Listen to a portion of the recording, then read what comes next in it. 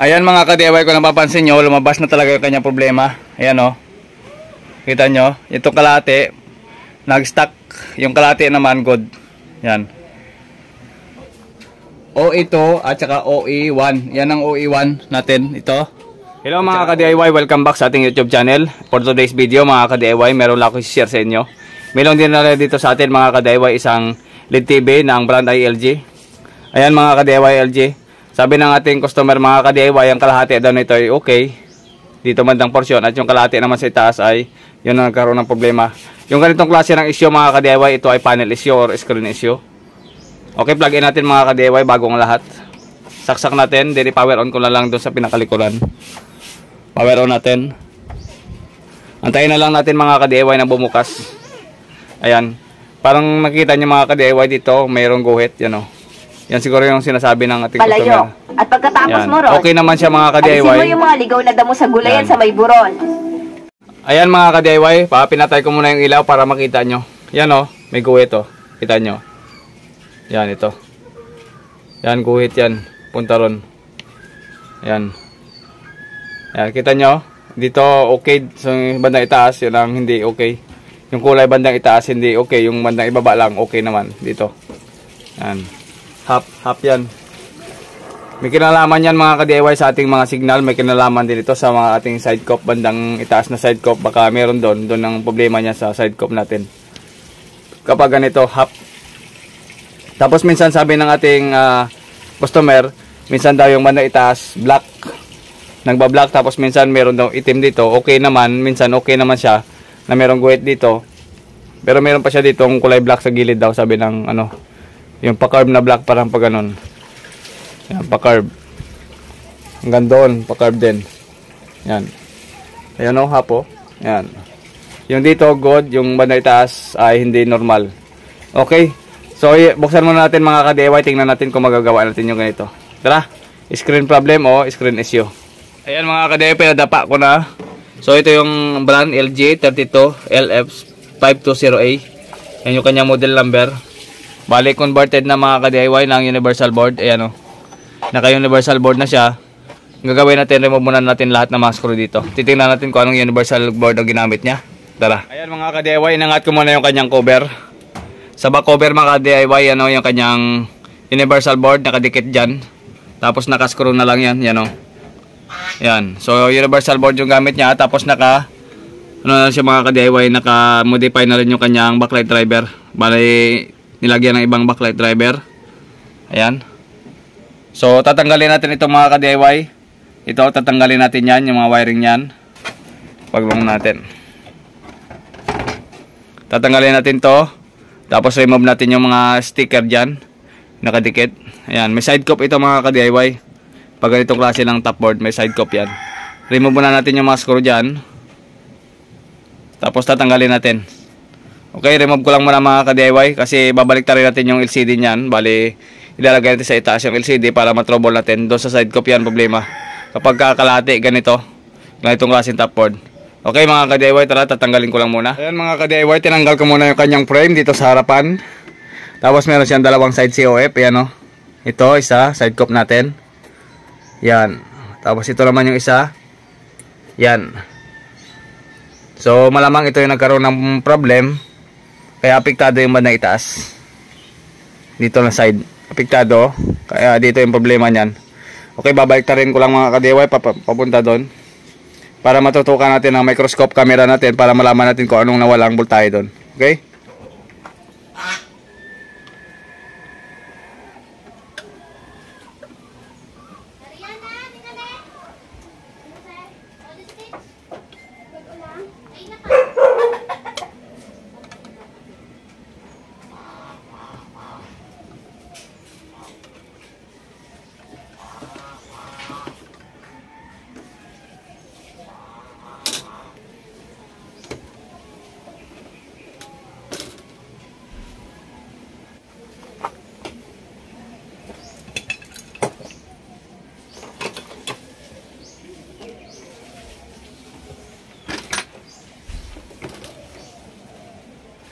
So, ayan mga ka-DIY, tinutukan ko siya ng microscope. Kung napapansin nyo, yan o. Ayan. Yan, ito yun. So yun yung kanyang ano mga ka-DIY oh. Yan yung hanapin natin yung data niyan mga ka-DIY. Bale yung number ng ating side COF 8656M. Yan oh. Yan. Bale dito na yung mga bilog na yan. Yan ang mga titingnan natin yan kung may mga nawalang voltahe. Kasi nagkakaroon ng problema doon sa screen. Yan mga bilog niyan. Yan. Okay, pop up ko lang ata dyan yung mga data natin. Yan. Meron niyang signal at saka voltahe natin pumasok dyan. Nanggagaling yan dito sa ating DC to DC dito. Dito yung galing sa ating DC to DC. Sa ating top board. Yeah, at lumusot dito. Dito yung nanggaling. Then dadaan dito sa gilid. Dadaan yan dito sa gilid sa salamin. Papasok dito, lalabas dito. Then dito papunta. Yan, ganun ang connection yan. So, kiskisin ko lang muna yan mga ka-DIY para malaman natin kung anong nawalang voltahe dyan or signal. Tara!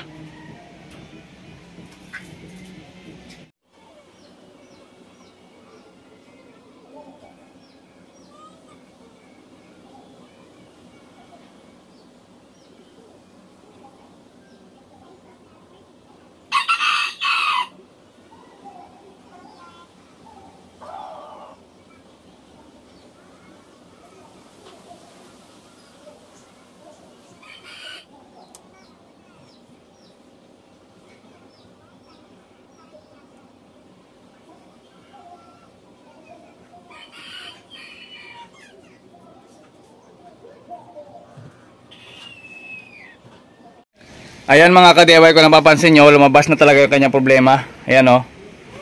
Kita nyo, itong kalate, nag-stuck. Yung kalate naman, good. Ayan. Yung ating test point dito, bali, ayan, nilinisan na natin yung mga test point.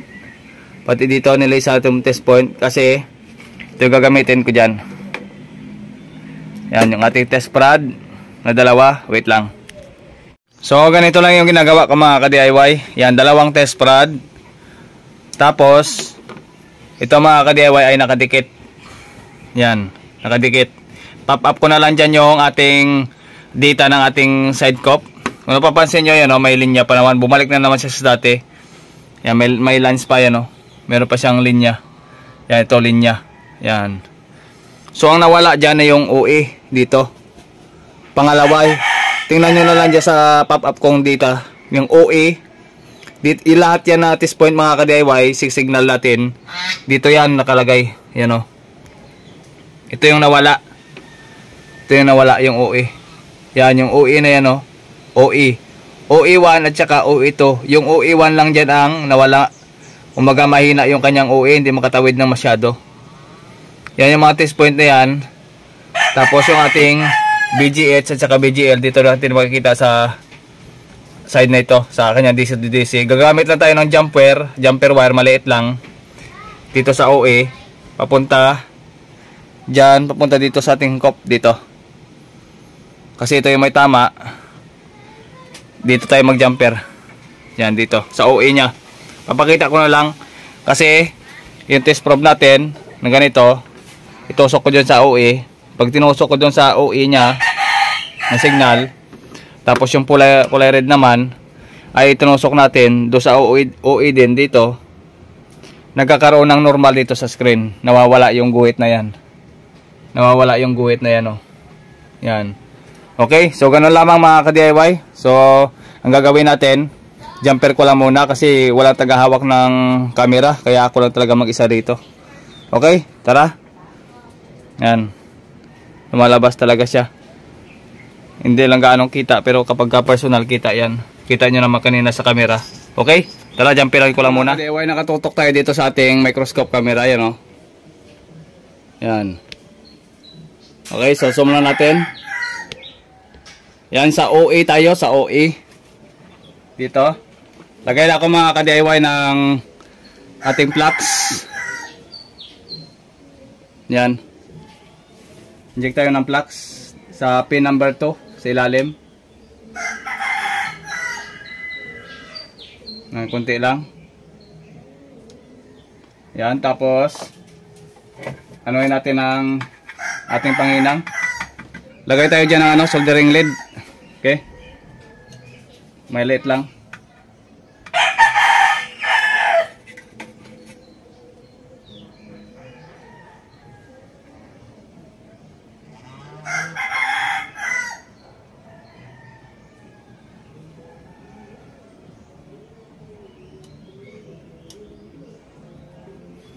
Tapos punasan natin ang thinner, lacquer thinner. Yung lacquer thinner gamitan natin. So ayan mga ka-DIY, lagyan natin ng lacquer thinner at saka cotton buds. Hugasan natin.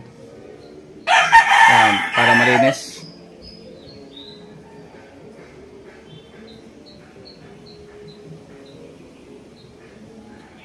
Yun. Tapos dikit natin yung wire dyan. Yan, napakalinis na oh. Yan. Dikit natin yung wire dyan na maliit na wire lang. Yung maliit na wire na pang jumper natin. Ayan, lalagay ko na. Okay.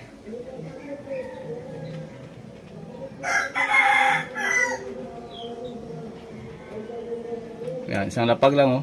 Ayan, ito. Ayan. At i-jumper natin to sa OE. Yan, nakadikit na yung wire natin. Ito.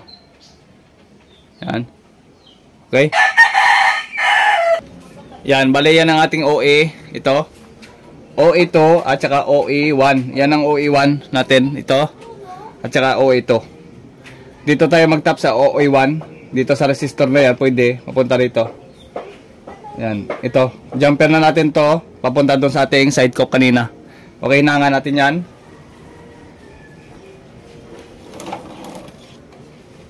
Natin ang hinang ang OE1 ito.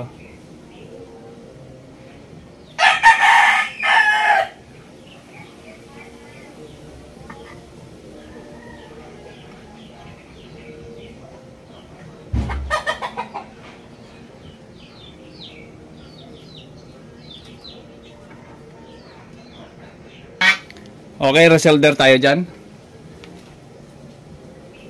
dito.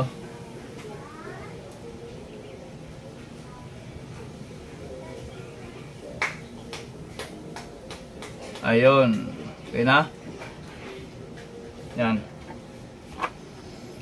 Bale, pakita ko lang sa inyo. Yan. Doon tayo nag-resolder. Dito tayo nag-solder sa OE1 nya kanina. Ayan. Okay? Papunta yung wiring natin ito. Yung maliit natin na pan-jumper.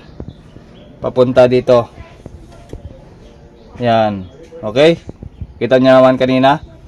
Tara, power on ko lang muna mga ka-DIY. Testing natin to kung okay na ba yung ating screen. Okay? DIY, power on na natin. Gumamit ako ng universal remote. Power on. Yung board niya, tinanggal ko muna. Doon, universal board niya. Gawin, wala na siyang ganong guhit dito. Wala na tayong makita diyang guhit. Dito sa screen. Yun, normal na oh. Papansin nyo, wala na siyang guhit. Yan, malinis na. Malinis na yung kanyang screen. Wala na tayong makita diyang guhit. Okay? At hindi na lumabas yung kanyang kulay itim kanina. So yun lang mga ka-DIY. Ang gagawin natin, patayin muna natin to. Put muna natin. Yung wiring na to, yan ang maliit na yan na wire. Lalagay natin dito sa gilid, dito. Babadaan natin dito sa gilid. Papunta doon. Tapos lalagyan natin ng tape. Okay, lalagyan na natin ng tape dito. Para hindi lang siya masagi. Okay, yun lang gagawin natin. Tara, symbol ko lang muna mga ka-DIY. Okay na yan. Hindi na yan masisira pa. O hindi na yan babalik yung sakit. Kasi nakuha na natin dito sa jumper. Okay? Tara, i-symbol ko lang mga ka-DIY. Tapos na natin siyang i-assemble. Then plug in natin mga ka-DIY yung kanyang ano dito, AC. Ayan, so charger type kasi siya mga ka-DIY. Ano, power supply, nakalabas power on.